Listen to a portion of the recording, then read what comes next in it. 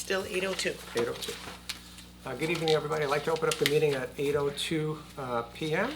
If everybody could stand and do a flag salute, and please remain standing for a moment of silence for our departed. Mr. Dother, would you like to start us off with our Pledge of Allegiance? Pledge allegiance to the flag of the United States of America and to the republic for which it stands, one nation, under God, indivisible, with liberty and justice for all.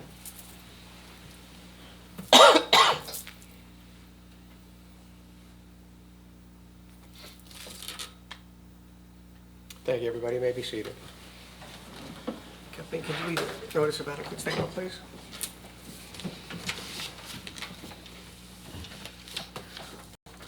All attendees and participants agree to conduct themselves in a manner appropriate for public gathering. Individual speakers should be advised that no right of privacy protects a person's... Hold on 1 second. I gotta make sure. Okay. Individual speakers should be advised that no right of privacy protects a person's public comments made in a public forum. Accordingly, all participants bear responsibilities for their own statements and commentary. Thank you. Ordinances. First reading, ordinance 25-11, an ordinance amending Chapter 2 Administration, Article 5, Boards, Committees, Commissions, Section 2-29A, Municipal Alliance Committee of the Revised General Ordinances of the Township of Millstone, County of Monmouth, and State of New Jersey. Explanatory statement. This ordinance amends Chapter 2, Administration, Section 2-29A, Municipal Alliance Committee to revise the name of the Municipal Alliance Committee to read Municipal Alliance Committee to Prevent Substance Misuse. May I have a motion to adopt the table, please? I'll move to adopt. Thank you. Thank you. Roll call, please. Committeeperson Davis? Yes. Committeeperson Zabrowski? Yes. Committeeperson Ziner? Yes. Mayor Farrell. Yes.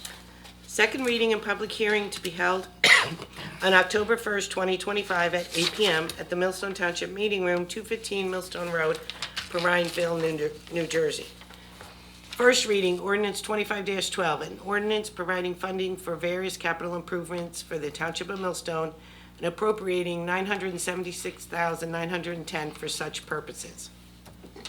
Explanatory statement. This ordinance provides an appropriation of $976,910 for various capital improvements and authorizes funding from the Capital Improvements Fund in the amount of $976,910.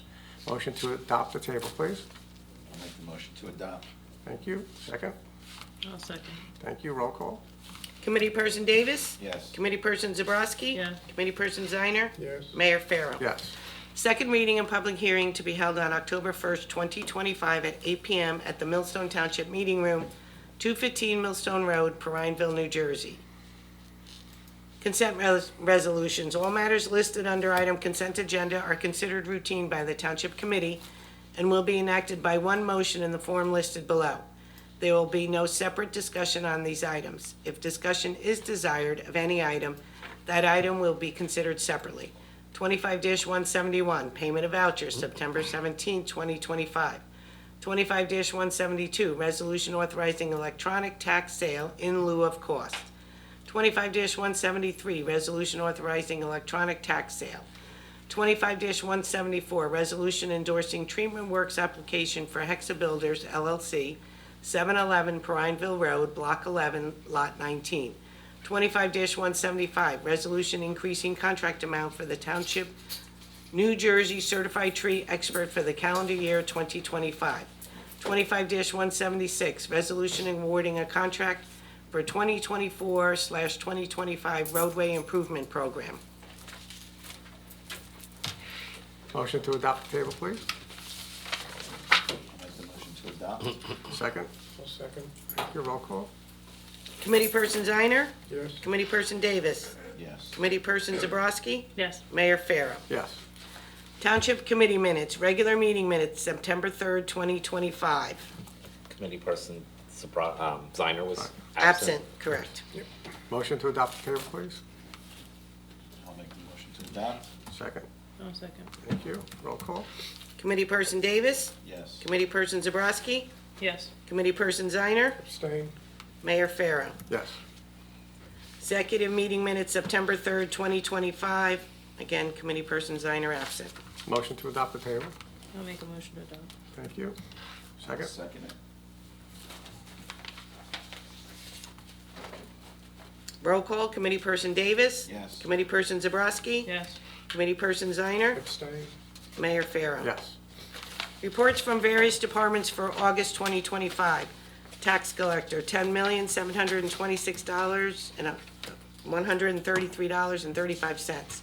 Clerk's report, $1,427.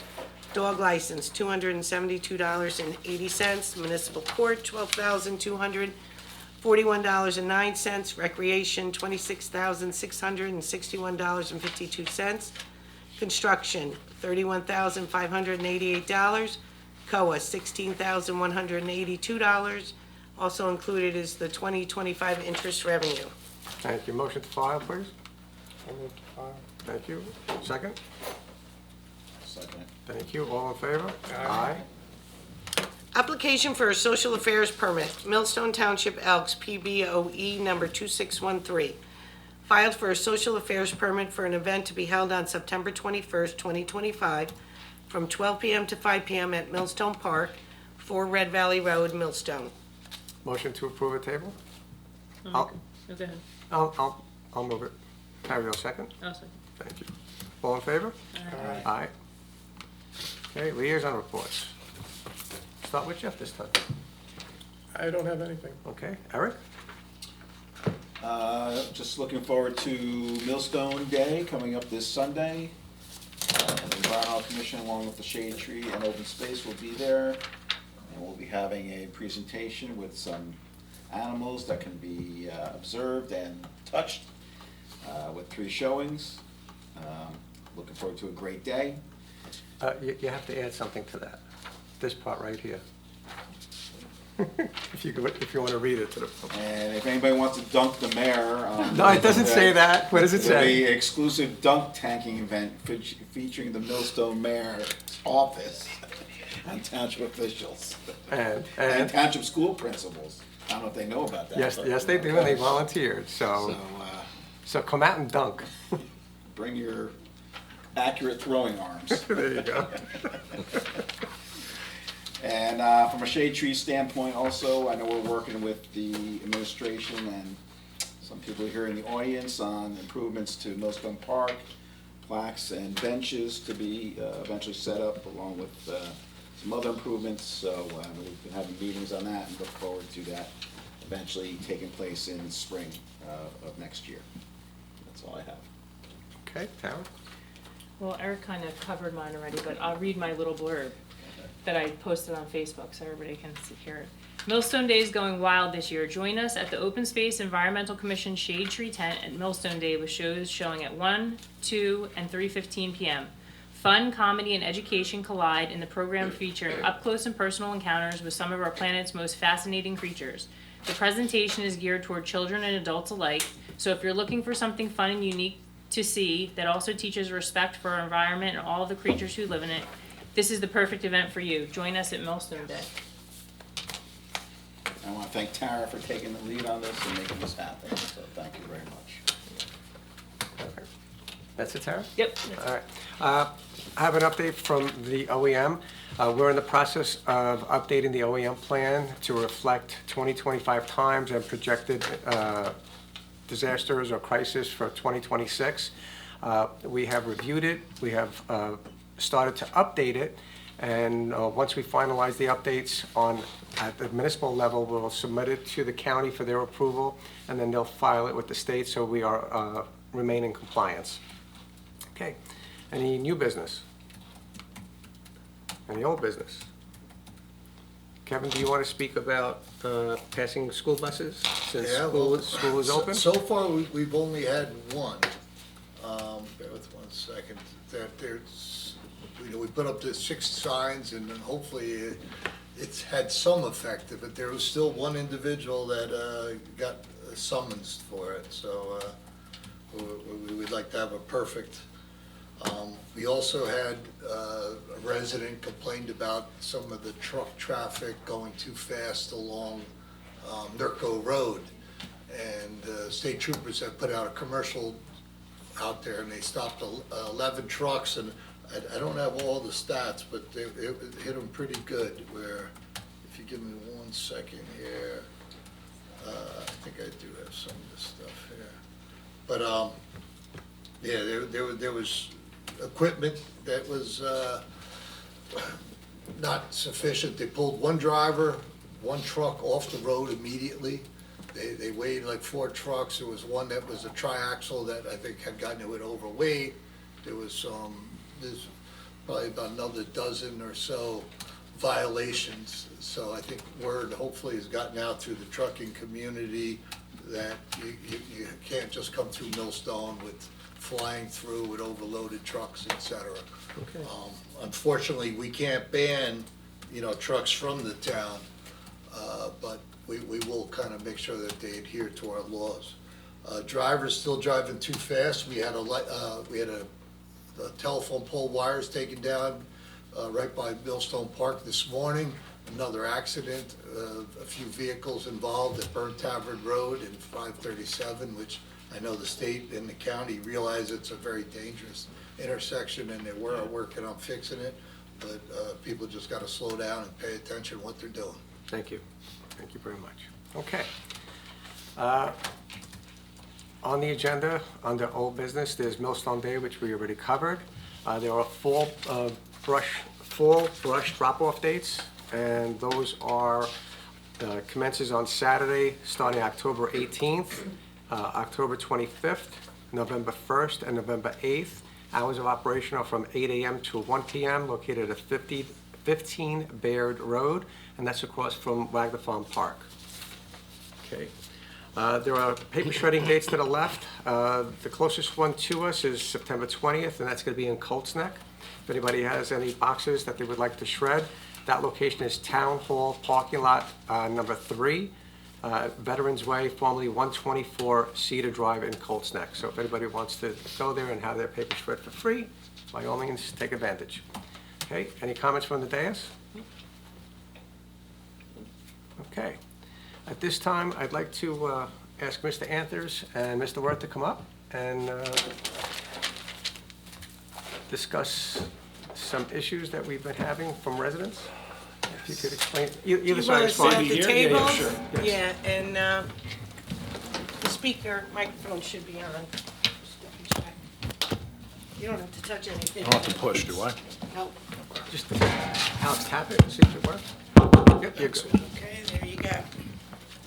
So just to recap, at the last meeting, there was some residents that come in and had questioned their tax reassessments. And I had asked Mr. Anthers if he could go back, take a look and understand what the problems, if there were any, and then come back to today's meeting with, what he has found, and if there were problems, what were the solutions to bring us all up to date, so this way we can let the public know exactly what's going on. So, I don't know who wants to start, Mr. Anthers or Mr. Worth?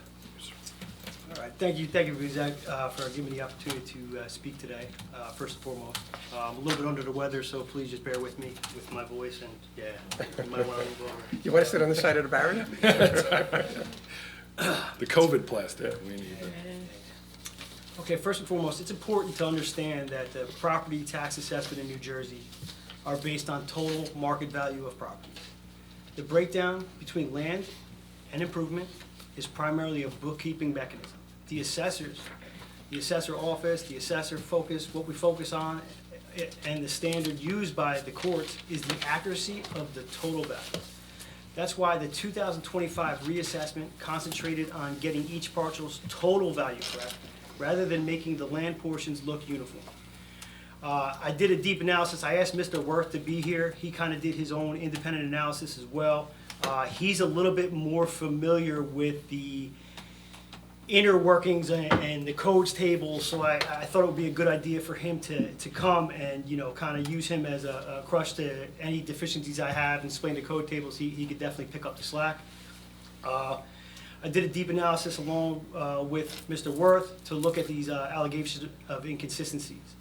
I'm happy to report that the inconsistencies that were raised have been researched, and while there are still things that need to be changed, overwhelmingly, the total assessments are more accurate than they were in the past. Now, as far as the. Can I stop you right there? When you say more accurate than it was in the past, by what standard do you make that statement? Can I? Yeah, absolutely. More. Thank you. I just want to be totally transparent so people understand, so they don't ask questions, because we've been flooded with calls. I understand. As you well know. Absolutely.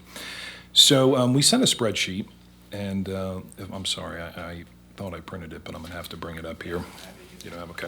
So we sent a spreadsheet. So the Division of Taxation does a methodology for the essentially, it's for a distribution of state school aid, but what it also doubles as is an equalization ratio. And so while it is mainly used for state school aid, really it's a test to see how far the town's value is from, how far the assessments are from the actual town's value. So the idea is you take a sale price, you take an assessment, you divide it by the sale price, and you get a ratio. And that expression of that ratio, you'll hear me speak a lot about this idea of an equalization ratio. And so in a perfect world, if you're going looking for 100% of market value, that equalization ratio would be 100, 1 to 1. You divide the assessment by the sale price, and it's going to be the same, it'll be 1. And in Millstone, we operate on an annual basis currently on what's called what we refer to as a fractional assessment system, and that requires properties not to be assessed at 100%. But the Division of Taxation conducts this ratio study, divides the assessment by the sales, and gets an expression of how far you are from 100%. And so this year we were 67.57, and last year we were, prior to making any changes. Bear with me 1 second, I apologize. Boy, I printed everything, but not this. Let's see here. So when we speak about accuracy, what we need to compare apples to apples. We need to have a consistent methodology recognized throughout the state to do that. That is the equalization ratio. The equalization ratio is then tested with this idea of uniformity, and it says, and not to get too much into the details, but there's a coefficient of deviation. So basically, how much can I trust that this ratio is accurate throughout the township, right? And if you bear with me here. Here we are. And the spreadsheet is here. So we can make this public if you'd like. This information is actually derived all from public information, which is just the assessments and the sale prices. You divide the two together, and you get a measure of statistics. In this case, we'll use a mean or an average to express what the accuracy was. And then we'll use that coefficient of deviation to show us how far we are off from the ratio. Actually, I believe I did put it in this document. Excuse me for 1 second. So last year, the ratio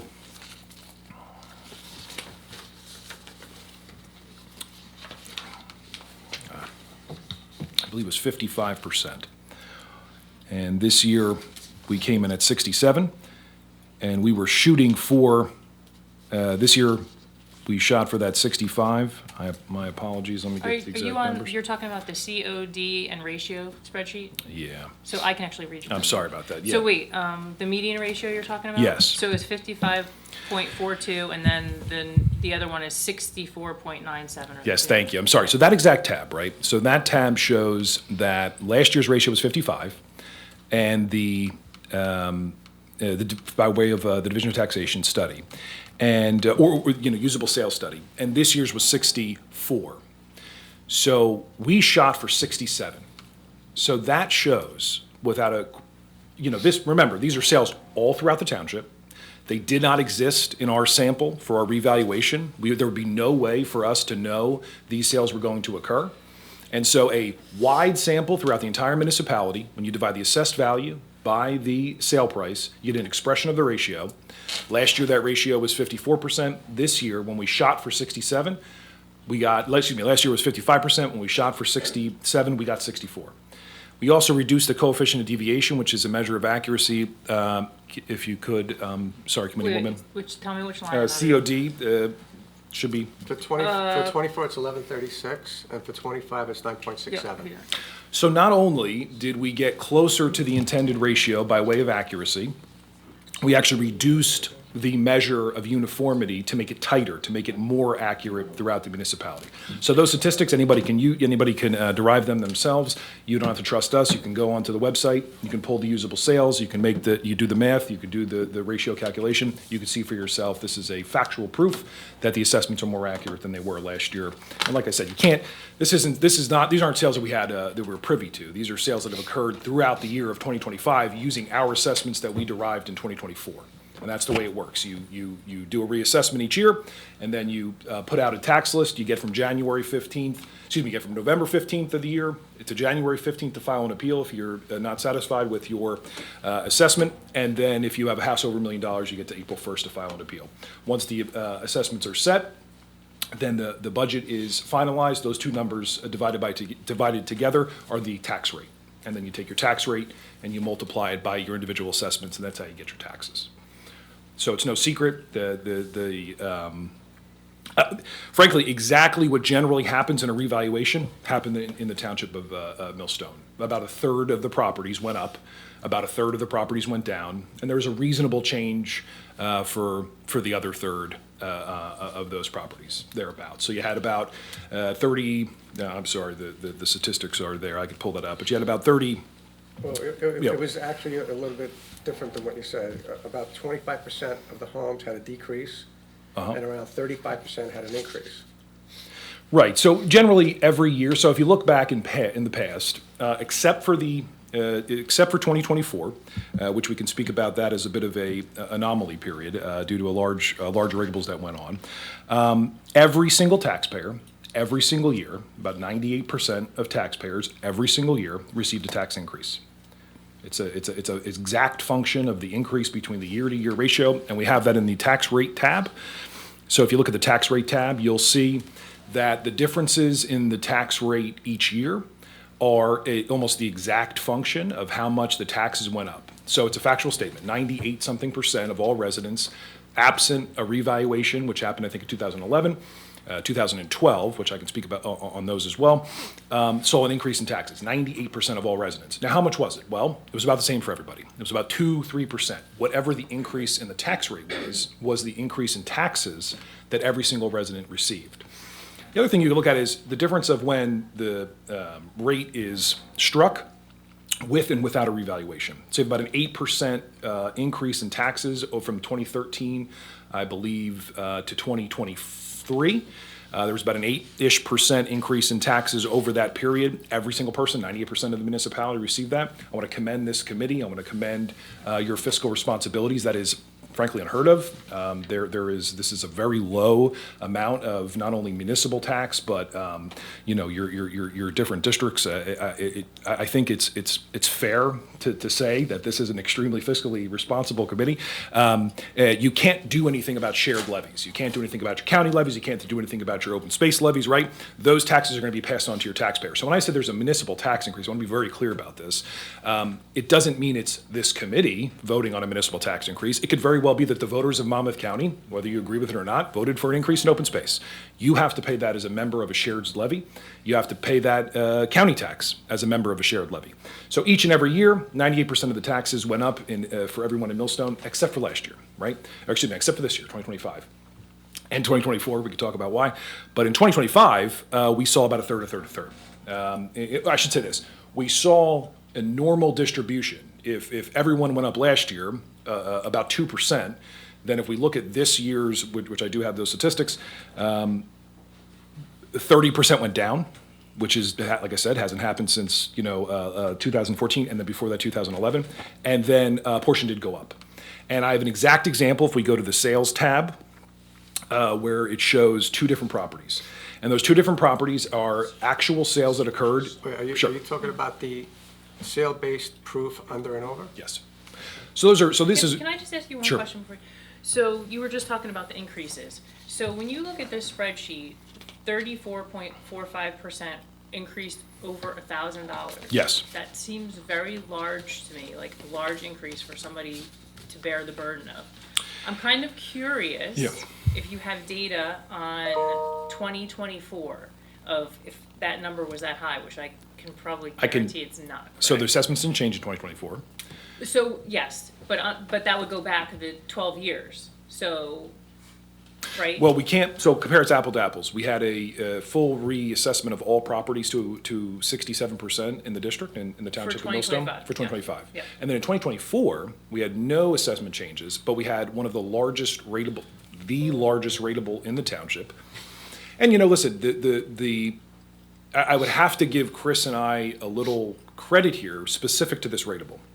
If you look at the COA form of this rateable, and I don't want to get into too much of the insider baseball here of this, but I think it's fair to say that if we're if we're here to be questioned on the inconsistencies or the perceived inconsistencies, we should also talk about some of our things that we worked very hard on. And one thing we worked very hard No, on. I agree with was- you. I gotta But stop you does- right there. Sure. Wait, can Let I me- just finish 1 second? Yeah. So does that data actually exist, though, is what I'm asking? Well, So- let me answer your question. Okay. The tab, if you go to the main tab Yeah. and you slide over, you're going to see the tax year-over-year change for 2024. Almost every single resident went down in taxes. And why is that? Well, that's because the warehouse came online. That's I my point. fully understand that. So that's my point. My point is, if you don't change assessments and your spending exceeds the increase of the year-to-year assessment, then you're going to go down in taxes. If your spending exceeds the amount of increase on the annual basis of the assessment in its whole, then the difference of what it increased, meaning new construction, right? We have new construction on an annual basis. You have improvements. So it's not as if the total assessment for the township stays stable. It does not. It goes up and down a little bit each year, right? Well, we had an anomaly. We had 1 million square feet of Class A prime location warehouse come on. And what I was trying to get to is that was an extremely difficult value assignment.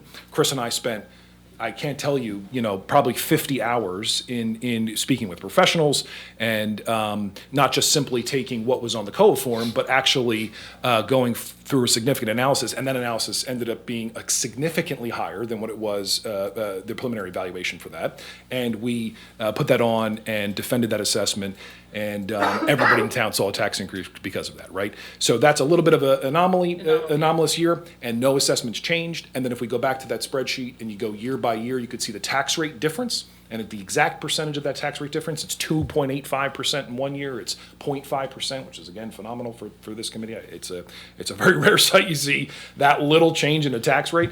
Those are the exact increases to 90-ish 8% of all residents that happened, right? So if in 1 year it's 0.5, every single person, you take that change, you can multiply that by assessment, and that's the taxes went up, and that is in your spreadsheet. Which tab? The first tab shows. Tax review? Yep, shows 2024, 2023, and 2022, and you could filter that by change, and you'll see that it's across the margin, 2-point-something% increase in taxes for all residents, right? So that it shows that. Yeah, I see what you're saying. Yeah. So, and every time you do, so why? So why is it? And this is going kind of a little bit outside of what we were discussing, but we want to ensure we're working based on the most accurate information possible. And there were some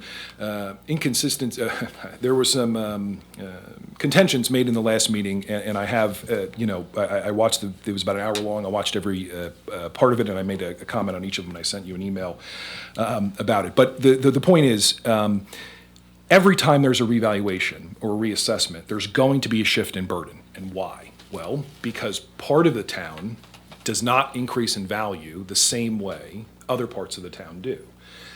Frankly, if you have, a nice house, generally it goes up. If you have a little bit, less desirable house, it either stays the same or goes down in value as time goes on. We saw an anomaly in this community and in almost all communities in Monmouth County, which was after COVID. We saw a lack of inventory, but mostly a flight from high-density urban areas into residential suburban areas. And if you can track this, I have statistics on this that show town by town, county by county, 30 miles outside of New York City, first with major transportation like places like Middletown, and then later, a little bit later, lagging more rural areas like Millstone, saw significant increases in property values. I don't think this is not known. I think this is a well-known thing. The gentleman actually last time said this as well. So what does that mean? Well, in that sale example, the sales tab, we have two sales. We have a sale that was assessed in 2000. Its assessment was essentially kept the same. And why is that? Because when we looked at the data, that assessment was reasonable to that market for that house. So we kept it around the same. And what does that result in? A decrease in taxes on that person. It's minor, but it's a decrease. But it shows something that is real statistics. It shows a sale of a property and an assessment, and when you divide those together, you get a ratio, and that ratio was about 60-something%. And then we show another sale in a community. And that property was equalized the year before at about $550,000. It sold for $8 million. That is a normal thing that has happened in this township. And I know we all know this. We know that 5, 6, 7 years ago, you could buy a Center Hall Colonial for $500,000, and you'd be lucky to get that same house today for $800,000. It happens all throughout the community. It just so happens that for those people, unfortunately, they were assessed at 500 and something thousand when you equalize it. So we had to raise them, and we raised them to about $793. That's a big jump. That's a lot of taxes for one person to have in 1 year. I wish there was a better way to do this. I have a lot of ideas, right? None of them matter. What is the truth is, a statutory requirement is done in the state of New Jersey. If you're outside of 80% of a ratio, if you're beyond your coefficient of 15%, you're ordered for a revaluation or reassessment. The Township of Millstone, to be very clear, was ordered for a revaluation, just like a host of other towns were that are not performing annual reassessments. And in my opinion, I think you did the right thing.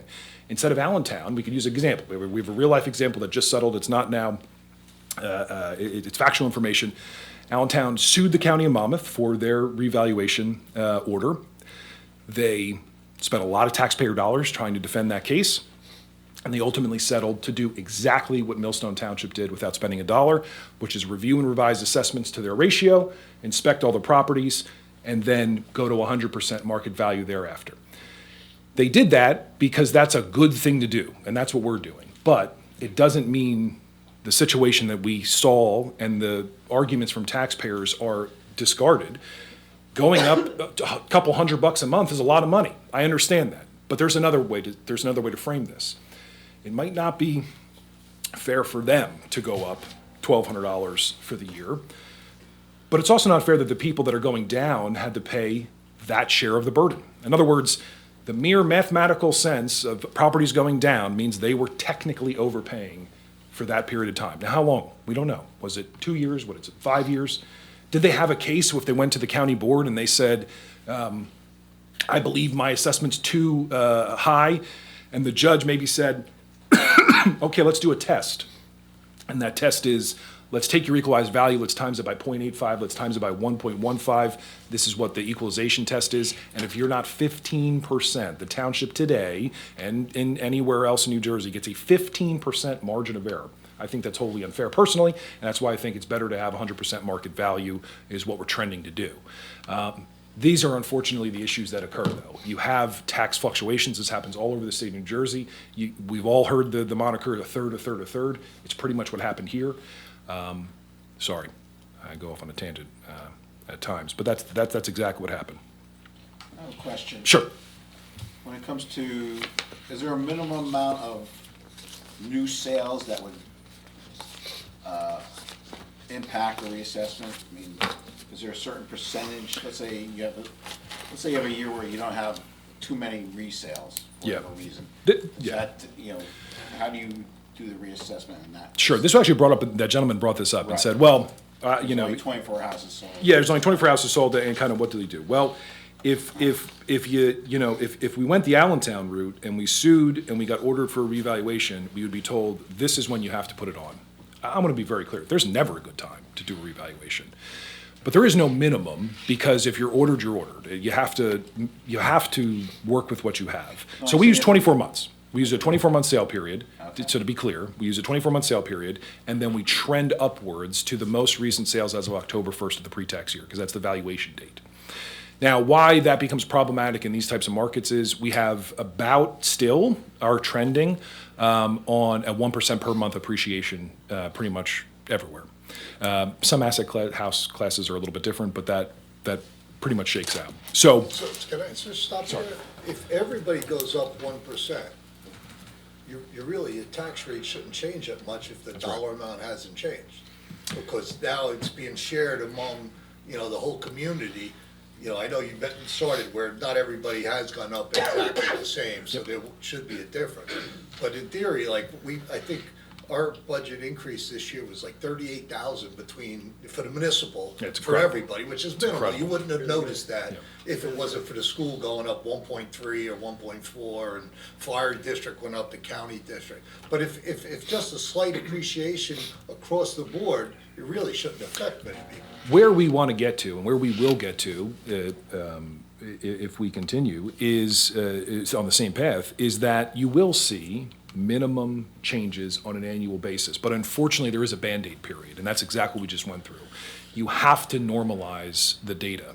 When sales that used to sell for 500,000 and were assessed for 500,000 are now selling for 8, the revaluation company, using a limited amount of sales, has to use those. They have to present that book to the Monmouth County Tax Board.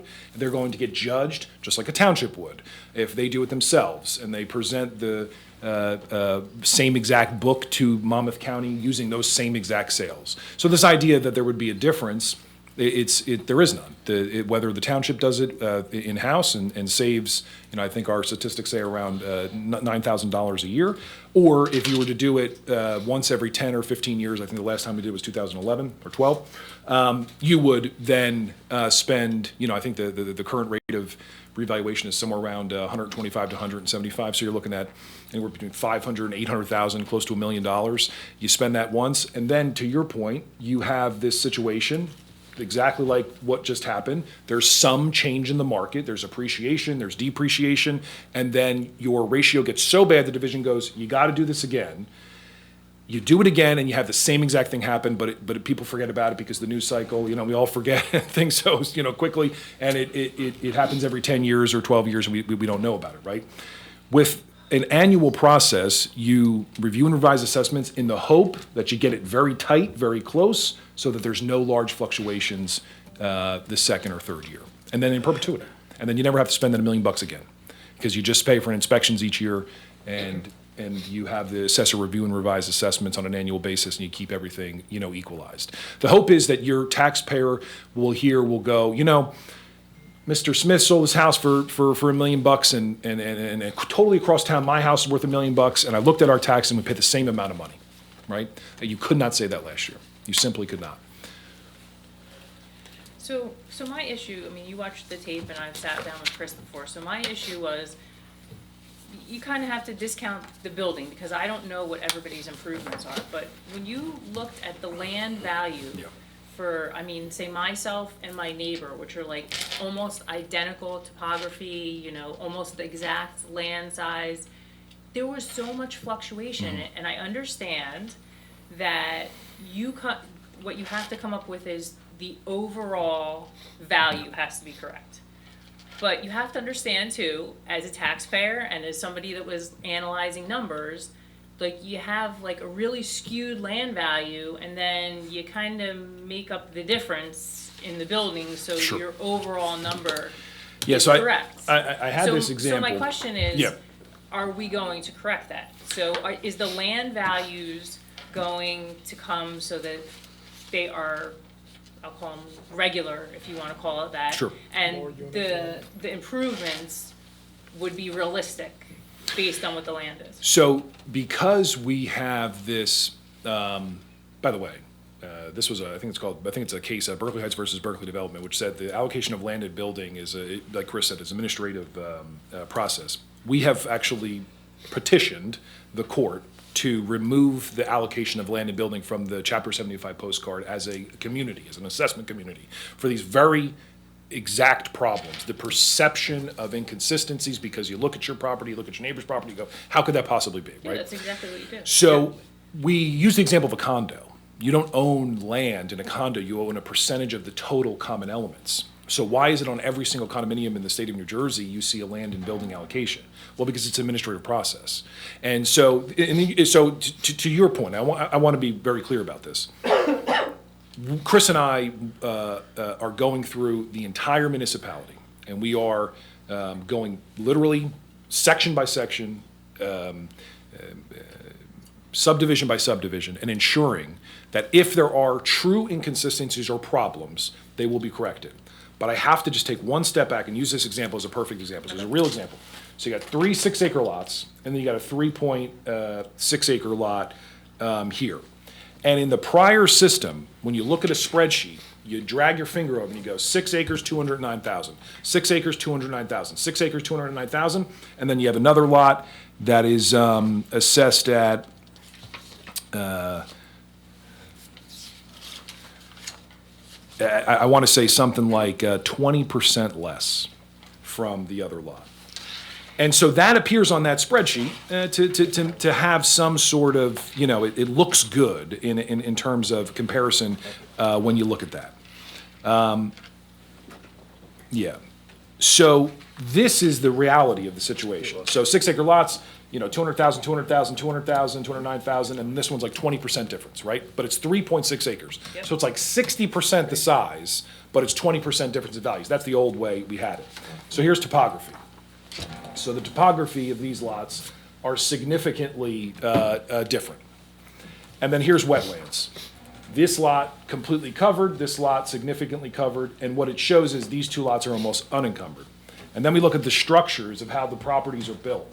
So this lot can't put its pool in its backyard, can't have a normal layout, so it's got to put its pool way over to the side, except this lot, with no inclusions, has this pool right in the back, and this lot has this nice open area, the pool to the back.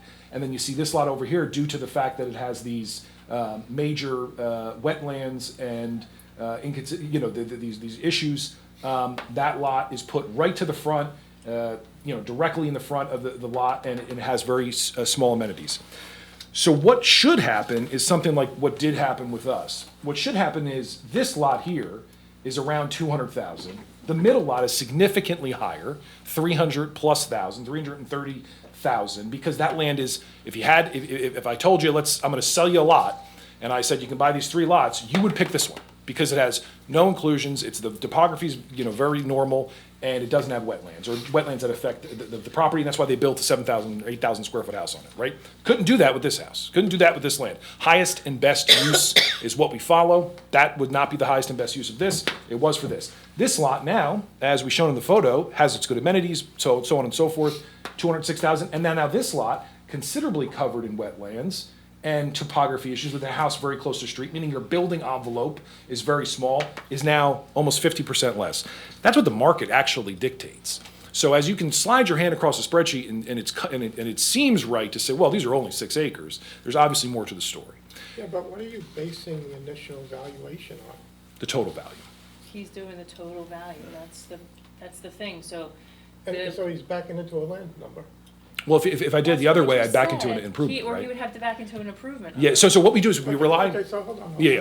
Time out. That's Sure. what he's saying. I get how you're backing it in. Yeah. But Well, it's not where- backing in, I just showed you. where- Yeah. Since It's this- making the total number work. Hold is on. the- It's making Yeah. a total- I Yeah, get the that. total value That's has to fine. work. Hold on. But if we have very limited sales or resales within the community, I can guarantee those sales don't encompass every type of house, land use, and improvements.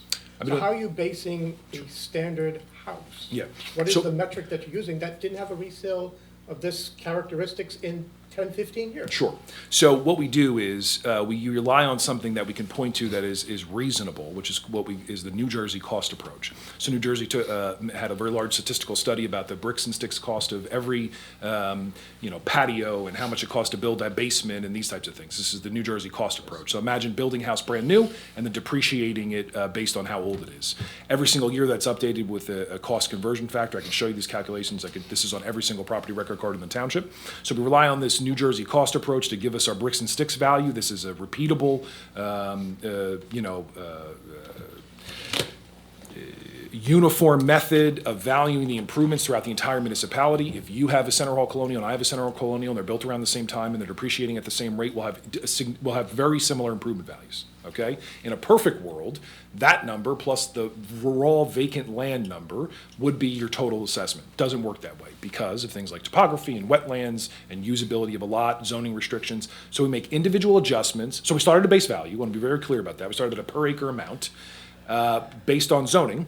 usually, highest and best use, what's a perfect lot here, and then we make individual adjustments to lots based on their characteristics, and then we compare the two. We say, okay, if I take this depreciated cost new, I plus my, land with improvements together, this is a hybrid approach, I base it on sales and I say, what's the total value?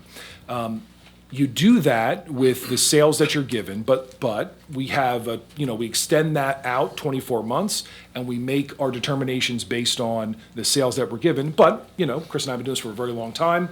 There is a appraisal methodology, so there's adjustments. So if I don't have an 8,000 square foot house that sold in the last 3 years, I say, okay, well, if a 5,000 square foot house is trading for this and a 3,000 square foot house is trading for this, is it unreasonable to say that a 8,500, which is that example, 8,500 square foot house, is it trading for this? That home, by the way, is a very unique home in its own right. It's a very high grade of build quality, but in 1985. And today it looks like a time, no shade. I'm just saying this is the truth, right? So even in itself, that presents a unique valuation assignment. But if I was an appraiser, as I was for many years, and Chris was too, and I was handed an assignment that came across my desk by the Bank of New York, who I worked for, and said, you need to give me a value for this house for collateralization on this loan because they want to pull out, 20, right? You'd have to do it. You'd have to do it. You'd have to figure it out. So that's the same methodology, the same appraisal, we both have appraisal licenses, right? The same methodology. If this slid across my desk as a single family home for collateralized loan review that I would do now, but on a mass appraisal level. So now mass appraisal, you have to do hundreds and hundreds of houses all at once using the statistical means that are provided to you by the state of New Jersey and obviously our standards that are accepted in the tax court, and then you derive values for all properties. So I heard someone say this the last time, it's an art and a science. Well, if it was just a science, Zillow, a company that is a multi-billion-dollar publicly traded company, wouldn't have a website section where they show how off they are on every single sale that occurs. In other words, Zillow today, the best mass appraisal company in the world, is about 20% wrong on properties that didn't sell in New Jersey. So they get about a 20% leeway. Different places, better statistics because of more sales, right?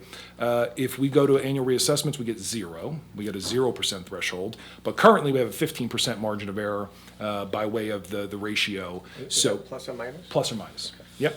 Yep. So you do your best is the answer to your question. And if you have a limited sales period, you extend it back and make adjustments to ensure that you are using the most. And in a very, very unique scenario, which you might have to do with a house like that, you go out of town and you make adjustments for different districts. But that's something we don't generally do in mass appraisal. That's more of a single-family appraisal methodology. So how do you determine if we're not in a housing bubble? That's not our concern, right? The concern of whether we are or not in a housing bubble is not our concern. Our concern is an annualized valuation as of October 1st of the pre-tax year. If the assessments go down, no passion, pride, or prejudice, we reduce those assessments as they go down, because what your taxes are, and I don't mean to be, what your taxes are not our concern, right? What your assessment is, the accuracy of your assessment is our only concern.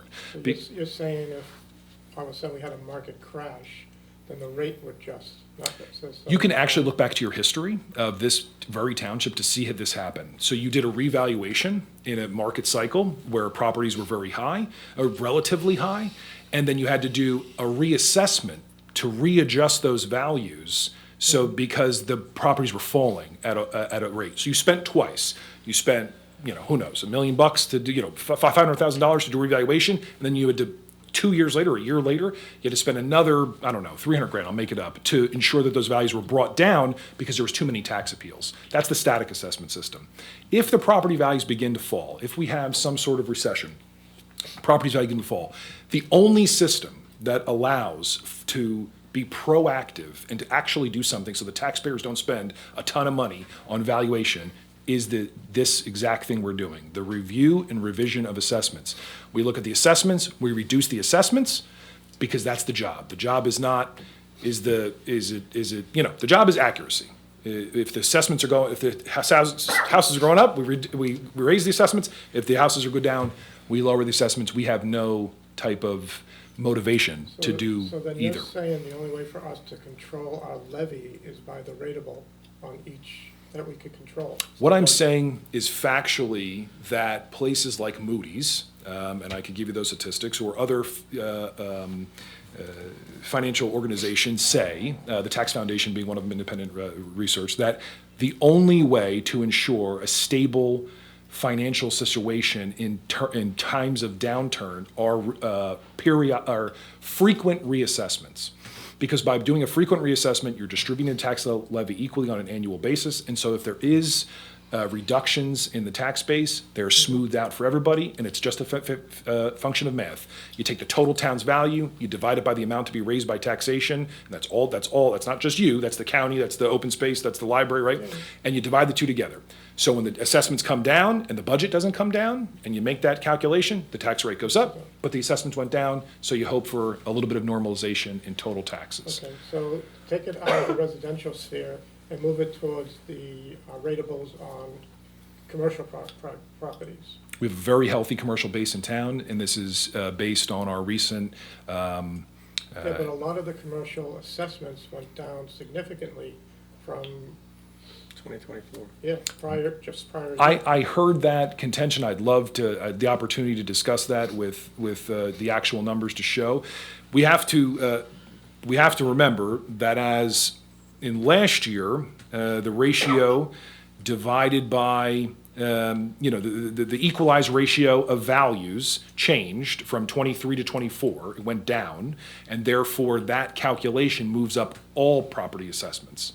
So because if your ratio is going down, that means the values of the property are going up. The problem is it is skewed towards residential. So your general ratio is also used for commercial. And because of that, it never happens this way. Residential never goes up at the same rate as commercial, never. Mostly never, I'll say. And because of that, the ratio skews very high towards residential, and therefore your commercial values go up unduly. They go up higher than generally they should because your residential is outpacing your commercial appreciation, and therefore there is the necessity to make tweaks to the total value that was for last year. One specific property went down because it was a negotiated tax court settlement, so that we didn't have to do an expansive appeal process, spend a lot of taxpayer dollars to probably fall around the same place.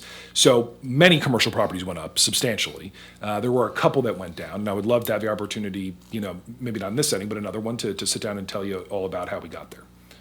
Well, I spoke to Chris a little bit, so some of the, I won't say anything, but, More than welcome. like some of the land value ones of the commercials we looked at, Tara, just don't speak anything specific. yeah, I don't wanna say, we can sit down sometime. I would love to. and Yeah. talk about it. So I have one more question and I'm done, okay? I promise. I'm very sorry for My last question Yeah. is, so when I sat down with Chris, so the system has color codings we looked at for like Yes. pieces of property. So I understand that it was incremental last time how the color coded pieces of property work based. So like he explained to me like it was say $50,000 for the first acre and then $20,000 each additional acre based on whatever your color Yeah, coding was. sure. See, I did understand this. Yes, you right? So I never said you did. My question is, based on that color coding, so first of all, is that color coding still in place? Or is that how we're looking at properties? And then my second question is, the way that was set up, did that actually take topography into effect? It did, and so in that Okay. example I showed you, that we went from 3 lots at 200,000 to a 200,000 to 300,000 and 200,000. It's only because of those adjustments. Okay. Here's and Chris and I spoke about this in length. So the way, not to get too much in the weeds here, but the way the system was prior was a system conversion. So they took a system that the county does not use, they converted it back into the system that we use. And when you don't change things on an annual basis, it doesn't matter. It's a view-only type situation.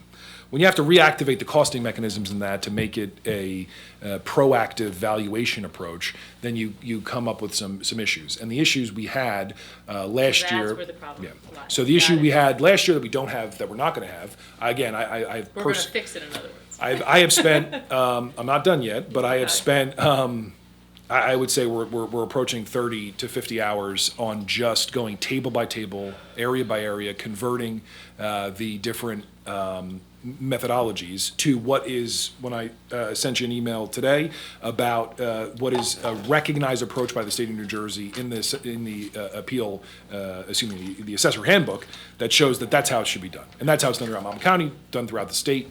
And the way that it was done prior was just a conversion of essentially a view-only system converted that we had to make a significant amount of adjustments on for this 1 year to kind of get us over the hump.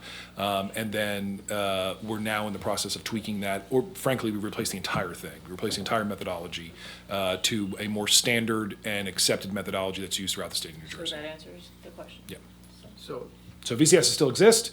Instead of having 1, 2, 3, 4, 5, 6, 7 acres and all these different adjustments, we have a what can you do in your zone as the highest and best use? That's your base acre. You have adjustments to individual properties for things like wetlands and these types of things. And then in commercial zones, it's different, and in residential zones, it's going to be different. But that color coding still stands. That color coding is the value control sectors. Those just, instead of being these 5 different approaches, they're a single approach. At the last meeting, there was a resident that had asked about the assessment administration program. Sure. So can you just explain? Yeah, so I don't, I'm really sorry. I want to just say that again. I did send an email about this, but unfortunately, it's very important to be based, on an understanding of accurate information. And so when I looked at the 15 or so points that were raised by this gentleman, I think maybe, and I'd love the opportunity to speak with him one-on-one, but I think he just is a little misguided on some of the points. So just real quick, I'll go through a couple, which were, we talked about inconsistencies in data. We talked about 1,000+ inconsistencies. We looked at the overall inequities, and we did not find anywhere near so the 1,000. So the assertion by the gentleman that there was 1,000, quote, 1,000 inconsistencies is not supported by evidence. The gentleman talked about overtaxing and fair share. I won't go too into that. We did that. He talked about the ability to opt out, and there was many people that would opt out because it was flawed. Obviously, factually. Municipalities did not object to the demonstration program when it was first, as legislation. But I thought there were municipalities who opted out. So based on a very, In 2015. in 2015, there were a number of municipalities that were opted out. The tax board rescinded the ability to opt out thereafter. So there is no longer an ability to opt out. And this idea that... Alex, can Sure. you just clarify? Sure. For the towns that had opted out back in 2013, 14, 15, weren't they grandfathered in? And any new municipalities that chose to opt out were not allowed? The board rescinded the opt-out. Those municipalities continued to not do annual reassessments. They were all ordered for revaluations once they met the statistics Of needing the reevaluation. of needing the revaluation. And we just talked about Allentown. They are now back into doing annual reassessments to ratio like we are, and then we'll go to 100% market value. There is pending litigation.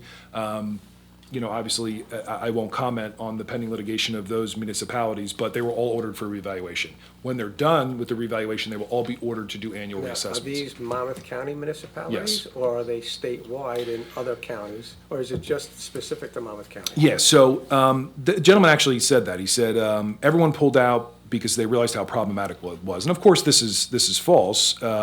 Nearly all properties have returned to revaluations or reassessments, or have been ordered for revaluation or reassessments, and are going to operate under annual reassessments thereafter. And then the 22% of the state has chosen to do annual reassessments. That number is plus or minus, but increases on an annual basis. And something that's not widely talked about is that 48% of the state of New Jersey is out of constitutional compliance with their assessment rate and ratio. So there are communities that are significantly out of compliance that, have to do revaluations and reassessments at some point. But That 22% is statewide? statewide. There's 22% of the state of New Jersey So- providing annual reassessments. So you're talking roughly around 100 municipalities that are compliant. Yeah, so Somerset County has been doing annual reevaluations for about 35 years. Each year, another municipality opts in to do it. They had a little bit different of a way to handle it. There's municipalities in Bergen County, Hunterdon County, Burlington, all throughout the state of New Jersey. There's counties and municipalities that choose to do annual reassessments. And like I said, 48% of the state is out of constitutional compliance. So if the Director of Division of Taxation, in concert with the county boards of taxation, those municipalities could order a reval for 48% of the state of New Jersey tomorrow. They don't do that for some Certain reasons. but that's the fact. They're 48. So you're at a, is it, if you're 48% out of constitutional compliance, does it mean it's right? Well, I would contend not. Again, there were multiple. So how do we get Sure. back into the assessment demonstration program? Because I know in 2015, we had sent a resolution out that we were opting out with the prior tax Sure. assessor. This is before, Yeah, I understand. Chris, you guys got involved. So I'm just wondering, how did we get back into it? And were there other options that we could have been presented? Sure. To follow? Yeah, so we did discuss this. The options were, basically, we'll just use Allentown, right? The options were you could do what we're doing, which is you could opt to do a condensed inspection window. Instead of 5 years, you do 3. So you pay for your inspections in 3 years. During that 3-year period, you assess to the ratio, which is what we're doing. And then at the end of that 3-year period, you go to 100% market value, and then you start back up that 5 year. Then you start a 5-year inspection cycle. So you do 3 years of inspections. All 3 years, you're doing 100. You're doing reassessments the entire time. Once that 4th year clicks over, you do to 100% market value. So when that taxpayer looks at the postcard and they go 800,000, my house is worth 750. There's no longer a 15% margin of error. That's out the window. Now it goes back to the taxpayer's favor. 0% margin of error, 100% market value. That's in year 3. That's the schedule we're on. Or you could not do that. You sue the Monmouth County Tax Board. You spend money to litigate it. You either settle, like Allentown did, to do what we did. That's another option. Or you continue that fight to say that for whatever reason, you don't want constitutional uniformity throughout your district, and you want to continue the issues that are, obvious by unfair distribution of taxes, and you then litigate it, and then it's the Division of Taxation that eventually hands down an order that says you have to do a revaluation. I have a question about, so let's say so the goal is to get to 100% market value. The goal on that, our schedule right now is next year. So I should say 27. So We're what at happens 100%. is, say you determine market value for whatever house is 800. Then that person puts their house up for sale and only sells for 700. Are they entitled to a rebate on their taxes? No, just like the people. So the answer is no. There is no retroactivity in taxation. We would definitely not want that as a give and take, because then we would have to go back and charge a bunch of, it wouldn't exactly be a fruitful system if your tax assessor came to you in year 3 and said, oh, turns out you owe us, $6,000 because you were $3,000 underassessed for the last 2 years, right? So you get one shot every year to file an appeal. If you do not exercise your right to file an appeal, then your assessment is set in stone. And I guess my point is, isn't there an argument not to go to 100%? Because that makes that variance so much, potentially, at least in the look of a particular homeowner, that much greater variance that you could have. Let me give you an example.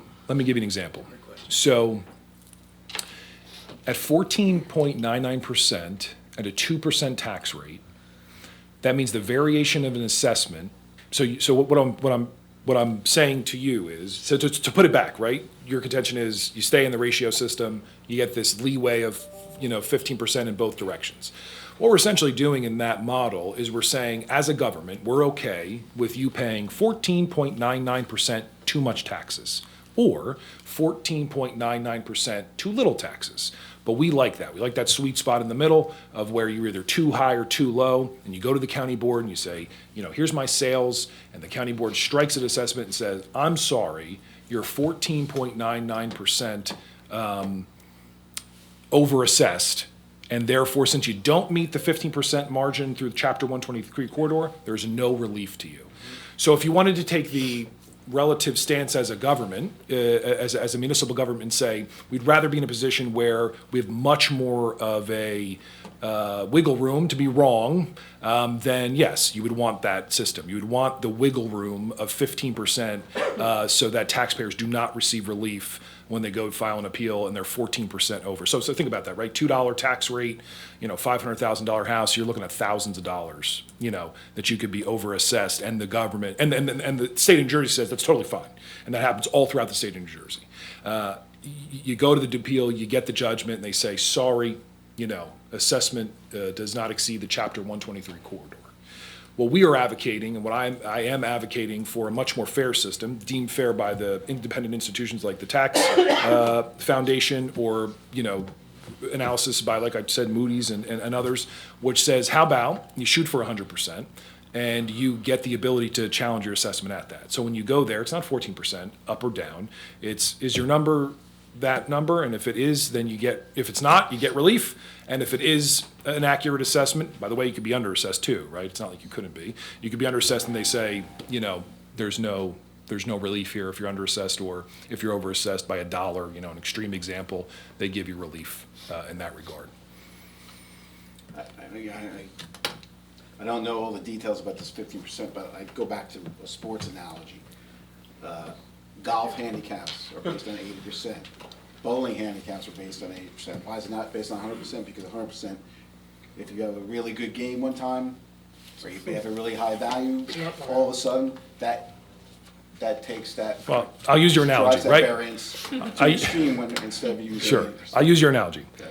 You two are, on the course, and you've got a handicapped, and it's, I don't know the exact handicap rules, but let's just use mine and say 20%. He's got a 2, I got 150. Okay, so you bet $5,000, and you say, okay, we're gonna play this round of golf, and you're really good, and you're good, but you're the one right, so the handicapped, and then it comes to that last hole, and that handicap is a 20, and so if you hit the 20, if you hit the 20, you win the 5,000, but if he gets the 19, he gets the 5,000. That's what we're talking about here. We're talking about the ability of 20 and 9, right? And the handicap in the sports analogy, he gets the $5,000 now because he's just a little bit out inside the cap, and that's 15%. I've seen it, and it's a sad situation for a taxpayer to be right. First of all, when I worked in Monroe Township, I would have to have this argument with people, and usually that's a very large senior community.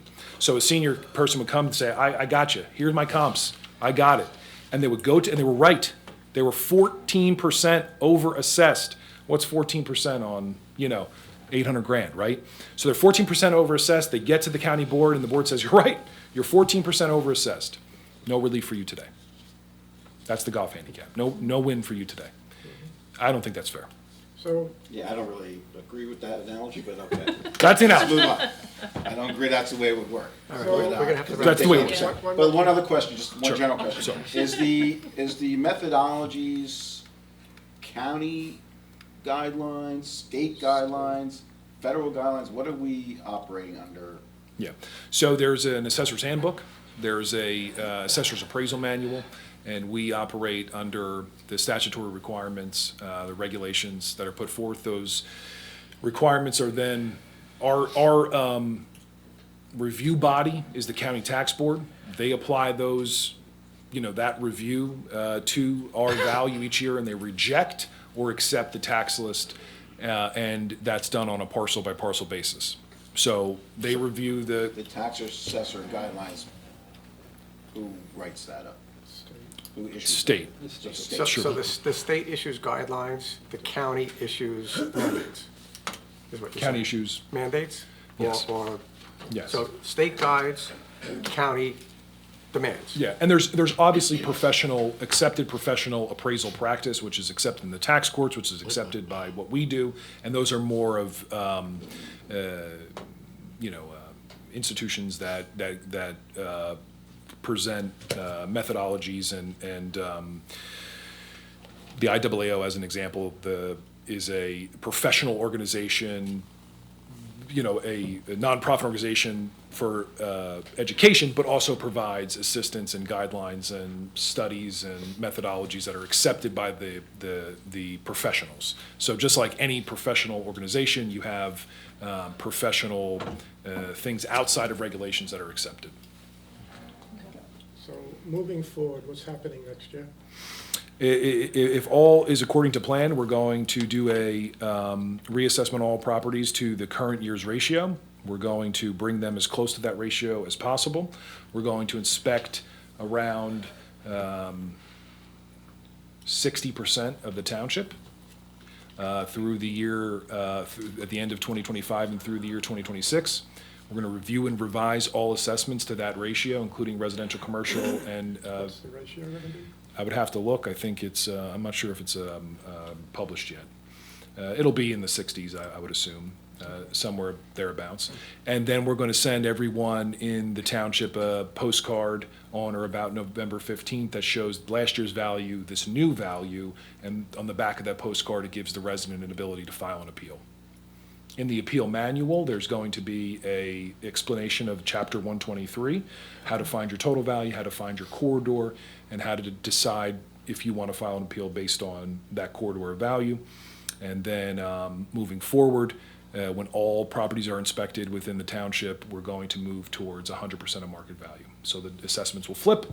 You'll see a change in that postcard, which will say much closer to what we believe your 100% value is indicative of, but the process is still the same. We just don't get that handicapped.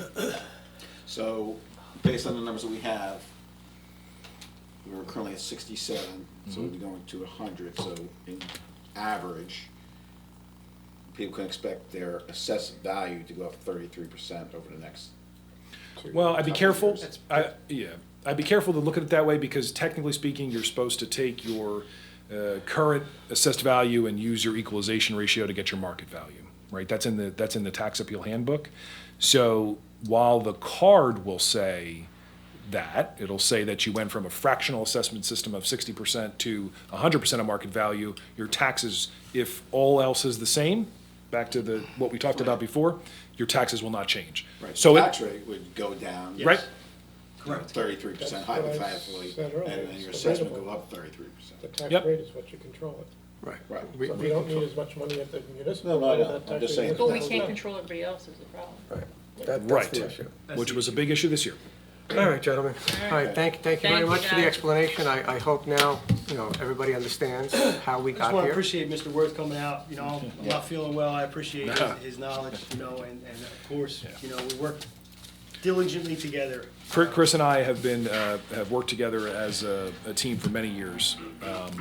Chris is very good at what he does, and I'm more of the gap he wanted. He needs to go home. Yes, he does. he's Right like- now. I can't wait to Gentlemen, get thank you for coming. Feel better, be careful.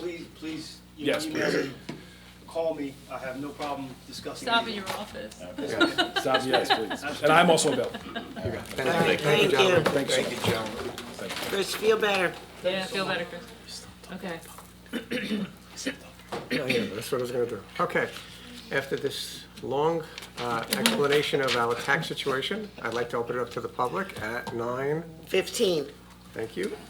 If anybody would like to come up and speak, please state your name and your address and tell us either one. And sit on this one. Yeah, because he was sick on that side, so. You don't want those, Yeah. should have stayed home. I'm retired Air Force Lieutenant Colonel Raymond Dothert. I've been a Millstone Township resident for a little over 35 years. During that time, I have served as a member of the Veterans Memorial Council, as well as chairman of that council for a number of years, approximately 12 years. It's been an honor and a privilege to have served on that committee. Of course, I'd like to point out to the Township Committee here, I think it's necessary to look at the charter and the constitution of that committee because due to the decreased number of veterans in Millstone, the committee, as far as membership, is beginning to dwindle. So I think you should open it up for a number of non-veterans to be part of that committee. Just keep that in mind if you want that committee to survive. And like I said, we sponsor, we help honcho 2 activities. The Memorial Day ceremony as well as the Veterans Day ceremony in November. I've worked with the Township Administrator, Kevin Abernathy, as well as Mayor, and we've had complete cooperation from those entities, as well as the Public Works of Millstone Township. They've given us enormous assistance in everything. Even our ceremonies, the Allentown High School Band, the Redbirds, have participated, as well as there's been 2 singers that I've called on to sing a couple of songs at each ceremony, the Ferrera Sisters. I'd like to also thank them for having their participation. However, due to personal circumstances, I'm going to be unable to continue in those capacities. So that's what I'd like to come here tonight, and I will announce that at the meeting tomorrow night, where I'll offer my resignation to resign from that capacity. So Will you be staying on the Veterans Council, but not in a leadership position? I will not be staying on the council either. Okay. Thank you very much. It's been an honor to serve you, and I've always tried to serve to the best of my ability, but like I say, due to personal circumstances, I'm going to be unable to continue at this time. So whoever replaces you is going to have big shoes to fill. Well, thank you for that Thank you so comment. much for all Colonel- you've Yeah, done. thank you for everything you've done. Thank you for your service. Appreciate it. Thank you for sharing your stories at the 9/11 ceremony. Yes. Oh, you were there, huh? Yes. Okay. Colonel, I also want to thank you for all the help you've given me over the years since I've been here, and it's been a pleasure working with you. It hasn't always been the easiest. Not but as much as you've given me. We all fall into place, as directed. If you could do me a favor, that when you do tell the council, if they could maybe just write a letter from the council to the committee with a suggestion for the non-vets. Okay, that's what So I was it'd be nice if they have something on record, that if they go and change it, you don't have other people saying what. Yeah. But maybe before that, we could put out a plea to some of the other veterans that it's hard to get volunteers for anything. Yeah.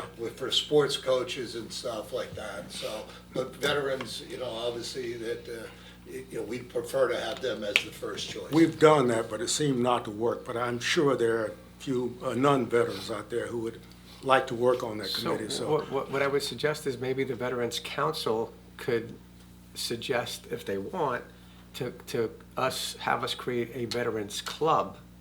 So then we could ask non-veterans to join the club that could assist the Veterans Council. So maybe we could do something like that, a hybrid. I would say that there's probably only about 5 really functioning people on that committee right now. So you can see how it's beginning to dwindle. So that's why I came up with that suggestion. Okay. Okay. right. Thank you. very much. Thank you.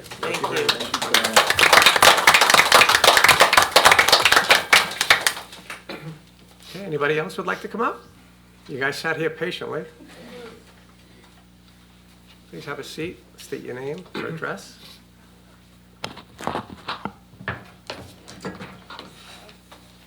Hi, I'm I'm Angelina. I go to I'm sorry, what? I'm Angelina, and I go to Allentown High School, and I'm a part of the SS Star. We're a part of a club called SS Star, and this is. Good evening. I'm Ariana, and I go to Red Bank Regional High School. So we just wanted to start off by thanking Mrs. Tara Zabrowski. Zabrowski for just supporting us and, just inviting us here and, letting us meet people. So we really thank you for that. And to Mayor Al for allowing us to be here. So I just wanted to give a brief introduction of the club. and just introduce it to you guys. So Assess Star is a global volunteer organization that has won many awards.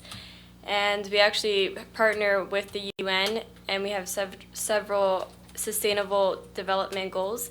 We're a part of the World Mission Society Church of God, and the Assess Star stands for Assess Star Students Take Action Right Now. So basically the point of our club is we volunteer in different community service, different volunteerings, and different cleanups so that we can like participate in the community. And then Ariana is going to talk about like the different things that we do.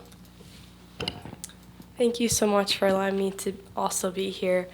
One of the biggest things that we stand for is that the youth are the future of the world. Like in the next 10, 20 years, we'll have students in your places as doctors, as politicians in many different fields. Then the statement that the youth will take over the world, will be the future of the world, can be positive or it can also be negative. Then to put it in perspective, in Millstone, we are going to be the future of Millstone. So how can we make it influential in a positive way? So actually, I don't know if anyone wants a pamphlet. Yes. So you can kind of see. Do you have one for each of us? We have a couple. We have 5. I'm so sorry. That's all we I need. already had one, so I'm good. There's I had 4. one already, Just so. pass that Okay. to anyone who's interested. There you go. If you look at the middle, we actually have 4 listed campaigns that we have. It's called Green World, Green School, Good Neighbor, and Good Student. So a big issue that students have today is something called lack of respect. It starts from the home. There's a lot of lack of respect for our parents, for our teachers, administrators, for our leaders, and not only that, for our environments. So where does that come from? It also comes from a lack of understanding. So if there's lack of understanding, then we cannot come to realize where our parents are coming from, where our teachers are coming from, or why we should even care for our environment. So what Assess Star does is it prepares students for the future, as well as taking action right now, meaning we take part in park cleanups and beach cleanups, the aspect of taking care of our environment. We also prepare and do character development educations on how we can see from our parents' perspective, from our teachers' perspective of who they want us to be in the future, how we can fill in the spaces that you guys currently take. You guys are our role models, and we want to make sure that when we take a step forward, we can also fill in those spaces at the best capacity. So that goes along with being a good student, a good child, like a good daughter, good son. Your part of this is partnership. Obviously, you can't make a difference if it's just like 2 of us or 4 of us. We actually have partnerships all around the world. We were partnered with the mayor of Allentown. We did a cleanup at Allentown High School as well, and the mayor of Lakewood as well. Mm-hmm. So we're kind of just branching off into different towns, doing cleanups there. We received many awards from the mayors in these towns. And so basically we're just trying to see if we could partner with the mayor and see if there's any opportunities so we could set up a meeting and talk more about Assess Star and future events or volunteering that we can participate in and that you could support us in. So yeah. Yeah. So I have a suggestion. Yeah. Did you tell about Millstone Day? I did. I emailed one of you is Christine's daughter, right? You're Christine's daughter? Yeah, because they were looking for volunteers for Millstone Day, so I had actually emailed them. I'm thinking if they want to get a booth. If you guys want to get a booth, you could get in touch with our rec coordinator. Is there still time for that? They should be, yeah. I mean, yeah, because it's this Sunday, so. Oh, it's this Sunday. Yeah, it's the 21st, so that's why he said it may not be enough time, but if you guys put a call in tomorrow and speak to our rec coordinator and tell him that you came before the township committee and that we suggested to you to call him to see if he could fit you in. I don't know if it's full, I don't know if there's any, available spots, but if you don't ask, you'll never know. Right. And then, you come, man the booth and get the word out and try to get, students to come into your affiliation and tell them what's going on. And I had also suggested too to them, they had come to open space, that's how I found out about them, they came and presented. They were looking for environmental, volunteer opportunities, which we didn't really have anything that fit what they Yeah, you needed. should come to, the That's what I Environmental told Commission them. meets the second Monday of every month. Okay. We get involved with stream monitoring, checking our streams for quality. We also do an annual stream cleanup. We'd Okay. love to have you That, join us. that'd be amazing. So, yeah, we can send you an invite to the meeting. Perfect. Just curious in general, do you guys meet regularly at a certain place as a group, or how does your group function on a general basis? Well, usually we meet every Wednesday. So we have a meeting and we'll just talk about like things that we can do and things that we would want to do, and then we start reaching out to our contacts, seeing if we could set up meetings and see if we could set up partnerships and future events. And then, yeah, so it's basically like how it works. We have a pretty big, we have a lot of students. They're like branched off in like different areas. So like this chapters.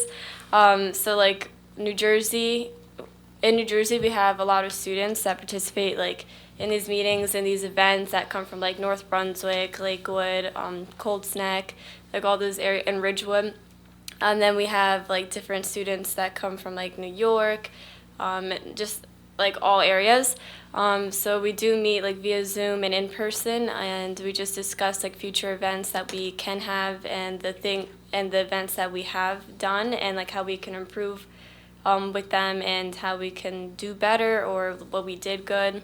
So it's like we communicate a lot between all the students together. So yeah. Yeah, they did a huge cleanup in Allentown. It was over spring break last year because I actually got an email about it that they were gonna do it, so. Okay. I mean, it's something that we could probably even use if we needed like them to come out and clean some parks or something, if we see some issues or something like that.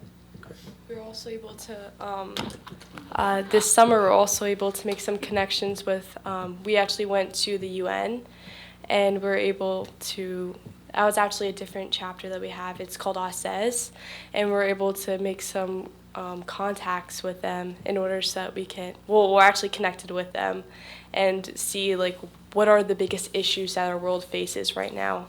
Obviously, that one was actually specifically about plastic.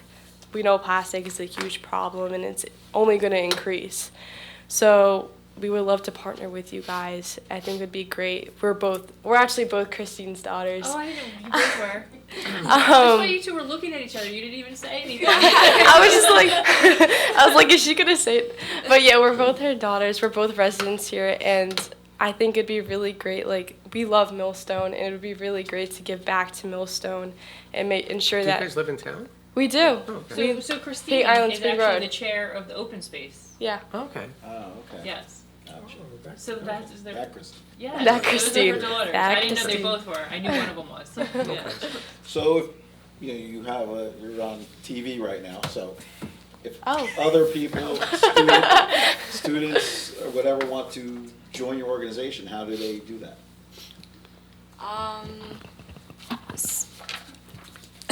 Is it a school event? Is it related to? Well, we're all actually from different schools, so usually like it's by invite to like events. But if they're interested in the events, then honestly they can just come to the events and become a member. So it's quite easy actually. But yeah, through our events they can come participate, and then like through the amount of volunteer servicing that they do can become a member in ASES Star. Do you have a website or something? Yeah, we Post have your a events Yeah, on? we do have a website. Even on the pamphlet, thank you so much, we have a QR code to our website. I put the phone number to the township. Oh, right there. When you call in, just ask to speak to the rec coordinator Okay, for perfect. Sunday. Thank you so much. I'm sorry to interrupt you. Wait, what was I saying? Yes, we do have on the back, Yeah. we have a QR code to our website where you can see upcoming events that are happening. in the future.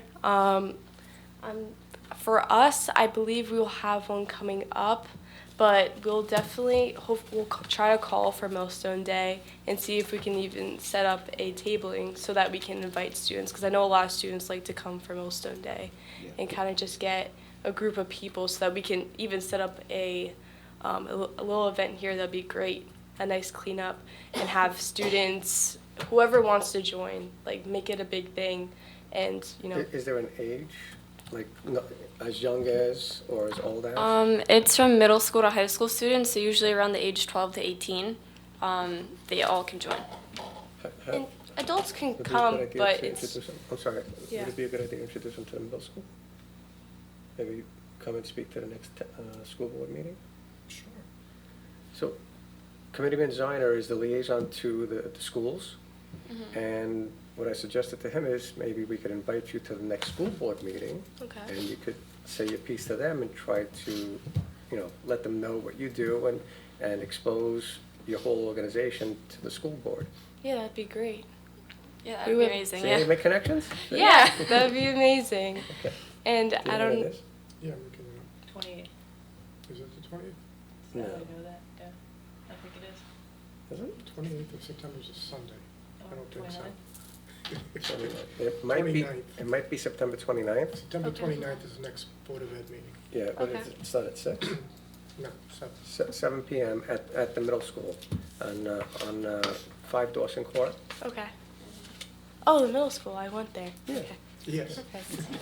So, I was like, why does that sound familiar? Yes. Committeeman Ziner will reach out to the school and let them know that, you're gonna come and speak and bring pamphlets and any other paperwork that you would like to give them. Okay. Sure, come on. Oh, well, my name's Stacy, I'm Seaman Alice, yeah, I'll switch. Very nice to meet you guys. I am Stacy, I go to Colts Neck High School, I am part of the ROTC program, I am Seaman Alice, and something that we do want to do is maybe we could meet formally, one-on-one. We could create an event at any time, Millstone Day, was it? We would love to come out and do that, as was previously mentioned, but also creating a one-on-one event with the township would also be really great. We shall discuss it. Okay. So, if Administrator Abernathy could give you his info, and then we could set up a formal meeting moving forward at some point in the future. It'll be Okay. easy to be fun. Okay? Do you have a card or anything, or? I don't have one on me, but if you have something right there, TWP ADM at millstonenj.gov.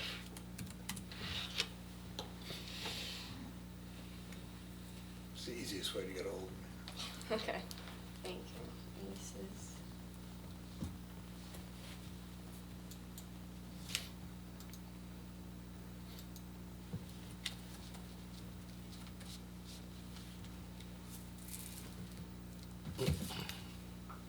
Okay. All right. Thank you so much. If you guys have any other questions, please be free to ask, we'll answer them. But we want to thank you for your time and allowing us to come speak today. Thank you. Thank you. For coming. Thank you, ladies. Alrighty. Have a nice evening. Thanks for Yes, waiting thank so you, you patiently. too, thank you. I hope we can see you in the future as well. Absolutely. Thank you. Good night, take care, good Good night, thank you.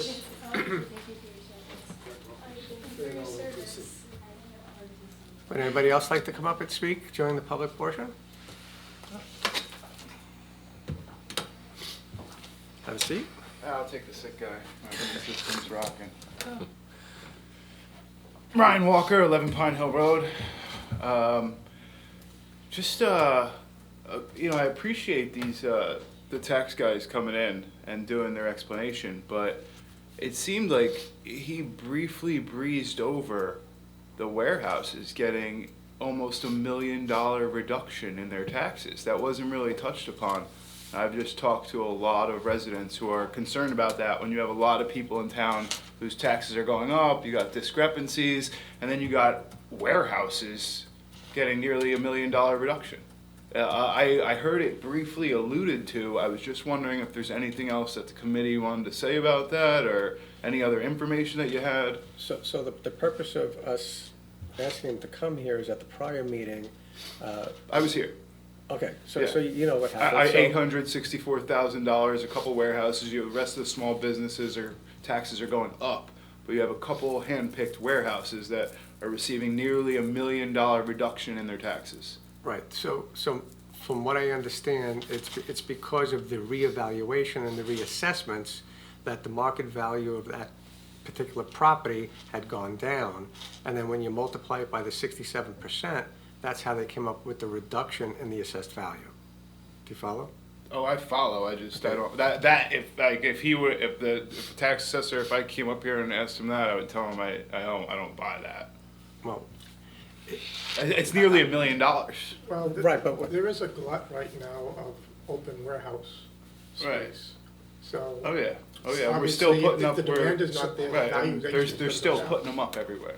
So he said today what happened was they were given their initial evaluation. Yeah. And I believe what happened was it was based off of a perceived rent that would be, then when they actually signed the lease that came out, an appeal was filed. That's what. And- Yeah. So he and so briefly. he went to the state court and he said instead of taking it to that point, and if he thought they may lose, so they negotiated the price so that if they lost, I believe they could actually have to pay back, we would have to pay back the extra that we had charged what they considered erroneously. So it was a negotiated settlement, wasn't looking back, go forward, here's what we believe the valuation was at. So this was negotiated between the warehouse and. And the assessors with under the guidance of the court that they had filed the thing, so. I'm very if- glad- If we had lost. Very glad you said We that. would have had to pay back